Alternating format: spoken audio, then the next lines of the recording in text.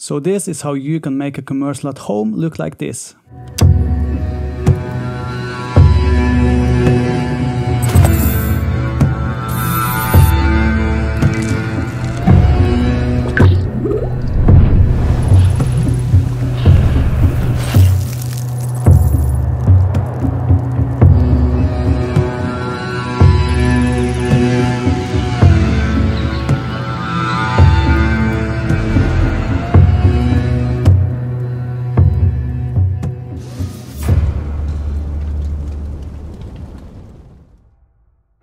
Here you can see the setup for the first shot.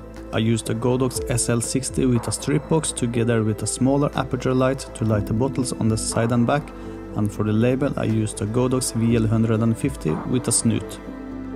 The first clip starts with only backlighting. When the label is turning towards the camera, I turn on the VL150 and let the bottles rotate a couple of rounds. Then I repeat the process with the other two bottles and mask out and create movement in post. The second shot has the same setup, only this time shot with a macro lens.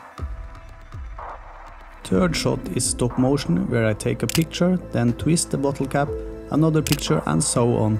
Then I stack them together as a video sequence in post. To make the cap fly out of the bottle and into the air, I shot the cap while hanging it from a fishing line for then to mask it out frame by frame and create movement in post. It doesn't look perfect, but since it's done with such a high speed, it looks okay. The slow motion oil drip was shot with a macro lens at 240 frames per second. I lined up the previous shot to match the angle on this shot, so I could create a zoom transition from the flying cap to the slow motion oil drip.